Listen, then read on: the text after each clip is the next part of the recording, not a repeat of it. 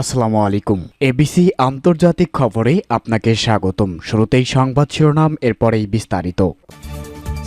পুরো পৃথিবী জুড়ে বাজছে তৃতীয় বিশ্বযুদ্ধের দামামা, আর এরই মধ্যেই আমাদের হাতে এসে পৌঁছেছে গুরুত্বপূর্ণ আন্তর্জাতিক সংবাদ। শুরুতেই শিরোনাম। গাজাকে নিষিদ্ধ অস্ত্র পরীক্ষার ক্ষেত্র হিসেবে ব্যবহার করছে আমেরিকা ও ইসরায়েল, আব্দুল মালিক আল হুতির মন্তব্য। পরেই জানাবো, যতক্ষণ পর্যন্ত দখলদারিত্ব থাকবে ততক্ষণ বৈধ প্রতিরোধ চলবে, ইরানি রাষ্ট্রদূতের ঘোষণা।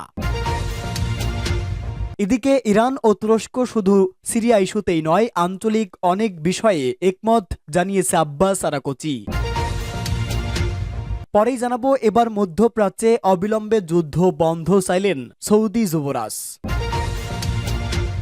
এবং সর্বশেষ জানাবো, স্বাধীন ফিলিস্তিন রাষ্ট্র প্রতিষ্ঠা নিয়ে যা বললেন ইসরায়েলের পররাষ্ট্রমন্ত্রী। এতক্ষণ শুনছিলেন সংবাদ শিরোনাম, এবারে বিস্তারিত। গাজাকে নিষিদ্ধ অস্ত্র পরীক্ষার ক্ষেত্র হিসেবে ব্যবহার করছে আমেরিকা ও ইসরায়েল, আব্দুল মালিক আল হুতির মন্তব্য। ইয়েমেনের হুতি আনসারুল্লাহ আন্দোলনের প্রধান আব্দুল মালিক আল হুতি বলেছেন, ফিলিস্তিনের অবরুদ্ধ গাজা উপত্যকাকে আন্তর্জাতিকভাবে নিষিদ্ধ অস্ত্রের পরীক্ষার ক্ষেত্র হিসেবে ব্যবহার করছে ইহুদিবাদী ইসরায়েল এবং আমেরিকা। টেলিভিশনে সম্প্রচারিত এক ভাষণে তিনি এই অভিযোগ করেন। তিনি বলেন, ইসরায়েলি শত্রুরা আমেরিকায় তৈরি নতুন ধরনের এক অস্ত্র ব্যবহার শুরু করেছে, যা গাজা উপত্যকা মানুষের মৃতদেহ গলিয়ে দেয়। হুতি নেতা জোর দিয়ে বলেন, ওয়াশিংটন সরাসরি এবং প্রক্সি যুদ্ধের মধ্য দিয়ে আরব ও মুসলিম দেশগুলোর উপর তাদের নিষিদ্ধ অস্ত্র কার্যকারিতা পরীক্ষা করছে। ফিলিস্তিনের পশ্চিম তীরের পরিস্থিতি উল্লেখ করে আব্দুল মালিক আল হুতি বলেন, সেখানকার পরিস্থিতি দেখে মনে হয় ইহুদিবাদী ইসরায়েল স্পষ্টত পুরো ফিলিস্তিনি জাতিকে লক্ষ্যবস্তুতে পরিণত করেছে। গত বছরের 7 অক্টোবর থেকে ইহুদিবাদী ইসরায়েল গাজার উপর ভয়াবহ হামলা চালিয়ে আসছে। এতে এ পর্যন্ত কমপক্ষে 44,580 জন ফিলিস্তিনি শহীদ হয়েছেন, যার বেশিরভাগই নারী ও শিশু। এছাড়া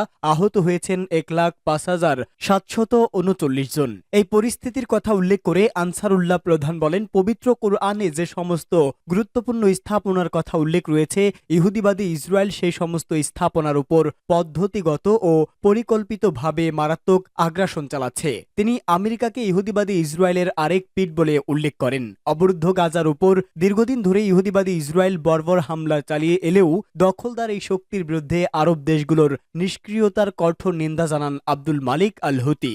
যতক্ষণ পর্যন্ত দখলদারিত্ব থাকবে ততক্ষণ বৈধ প্রতিরোধ চলবে, ইরানি রাষ্ট্রদূতের ঘোষণা।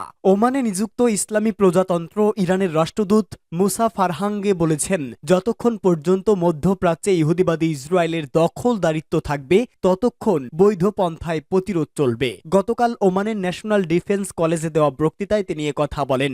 অনুষ্ঠানে তিনি ইরান এবং ওমানের দ্বিপাক্ষীয় সম্পর্ক, আঞ্চলিক সংকট এবং মধ্যপ্রাচ্যের চলমান ঘটনাবলী নিয়ে আলোচনা করেন। ফিলিস্তিন এবং লেবাননের পরিস্থিতি উল্লেখ করে মুসা ফারহাঙ্গ বলেন, ইহুদিবাদী ইসরায়েলের দখলদারিত্বের বিরুদ্ধে প্রতিরোধ হচ্ছে একটি স্বাভাবিক জবাব। তিনি জোর দিয়ে বলেন, সম্প্রতি ঘটনাবলী দেখিয়ে দিচ্ছে যে মধ্যপ্রাচ্যে স্থায়ী শান্তি ও নিরাপত্তা শুধুমাত্র দখলদারিত্বের অবসানের মধ্য দিয়েই অর্জন করা সম্ভব। এর পাশাপাশি আঞ্চলিক দেশগুলোর মধ্যে ঐক্য ও সংহতি প্রতিষ্ঠা জরুরি। মধ্যপ্রাচ্য বর্তমানে যেসব চ্যালেঞ্জ মোকাবেলা করছে সেগুলো উল্লেখ করে মুসা ফারহাঙ্গ বলেন, ইরান এবং ওমানের মধ্যে যে সম্পর্ক রয়েছে তা প্রতিবেশী ও বন্ধুত্ব প্রতিম সম্পর্কের ক্ষেত্রে একটি মডেল। তিনি বলেন, তেহরান ও মস্কাটের মধ্যকার এই সম্পর্ক পারস্পরিক আস্থা এবং বন্ধুত্বের উপর প্রতিষ্ঠিত।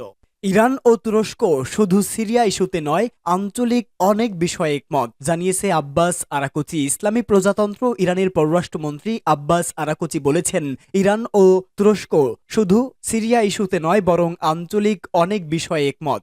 তিনি বলেন, দুদেশের মধ্যে যে সমস্ত বিষয়ে মত পার্থক্য রয়েছে তা স্বাভাবিক ব্যাপার। আল আরাবিয়া আল জাদিদ পত্রিকাকে গতকাল দেওয়া এক সাক্ষাৎকারে আব্বাস আরাকচি এইসব কথা বলেন। তিনি তুরস্কে তার সাম্প্রতিক সফর সম্পর্কে বলেন, এই সফরে আমরা দুটো ভিন্ন পরিস্থিতি নিয়ে আলোচনা করেছি। যেখানে আমাদের ঐক্যমত রয়েছে সেখানে আমরা সহযোগিতা করব, যেখানে ভিন্নমত রয়েছে আমরা সংলাপের মাধ্যমে তা সমাধানের চেষ্টা করব। যদি ভিন্নমত নিরসন সম্ভব না হয় তাহলে আমরা চূড়ান্তভাবে এই সমঝোতায় পৌঁছাবো এবং ভুল বুঝাবুঝি এড়িয়ে চলব। ইরানি পররাষ্ট্রমন্ত্রী আরো বলেন, উগ্র সন্ত্রাসী গোষ্ঠীগুলোর উপর যেসব দেশের প্রভাব রয়েছে অথবা তাদের বৈধ ও অভিন্ন স্বার্থ রয়েছে অথবা অভিন্ন উদ্বেগ রয়েছে, এরকম দেশগুলোর সাথে আমরা আলোচনা অব্যাহত রাখব। আব্বাস আরাকচি উল্লেখ করেন, মুসলিম বিশ্ব এবং মধ্যপ্রাচ্যকে একটি দৃষ্টিভঙ্গিতে আসতে হবে, বিশেষ করে সন্ত্রাসবাদ ও ইহুদিবাদী ইসরায়েলের তৎপরতা মোকাবেলায় ঐক্যমত অপরিহার্য। তিনি জোর দিয়ে বলেন, ইসরায়েলের কারণে এই অঞ্চলের সমস্ত সমস্যার সৃষ্টি হয়েছে। মধ্যপ্রাচ্যে অবিলম্বে যুদ্ধ বন্ধ চাইলেন সৌদি যুবরাজ। মধ্যপ্রাচ্য জুড়ে বাড়ছে যুদ্ধের দামামা। গাজা ও সিরিয়ায় একের পর এক প্রাণহানি হারাচ্ছে নিরীহ সাধারণ মানুষ। মধ্যপ্রাচ্য মুসলমানদের এমন করুণ অবস্থার মধ্যে নীরব রয়েছে সৌদি আরব। তবে এবার সেই নীরবতা ভেঙে যুদ্ধ বন্ধ চেয়েছেন সৌদি যুবরাজ মোহাম্মদ বিন সালমান। আরব লীগ এর এই সদস্য আল জাজিরার এক প্রতিবেদনে এই তথ্য জানিয়েছে। প্রতিবেদনে বলা হয়েছে, সৌদি আরব ক্রাউন প্রিন্স মোহাম্মদ বিন সালমান অবিলম্বে গাজা ও লেবাননে তাদের সামরিক হামলা বন্ধের দাবি জানিয়েছে। ফিলিস্তিনের জনগণের বিরুদ্ধে সংঘটিত হামলার নিন্দা জানান তিনি ইসরায়েলকে আর কোনো হামলা না চালানোর জন্য আহ্বান জানান এবং ফিলিস্তিনি রাষ্ট্রকে স্বীকৃতি দেওয়ার জন্য বিশ্ববাসীর প্রতি আহ্বান জানান। ফিলিস্তিন রাষ্ট্র প্রতিষ্ঠা নিয়ে যা বললেন ইসরায়েলের পররাষ্ট্রমন্ত্রী, একটি স্বাধীন ফিলিস্তিন রাষ্ট্রের জন্য দশকের পর দশক ধরে সংগ্রাম করছে ফিলিস্তিনিরা, কিন্তু আরব দেশগুলোর অনৈক্যের কারণে এখনো স্বাধীন ফিলিস্তিন রাষ্ট্র প্রতিষ্ঠা সম্ভব হয়নি।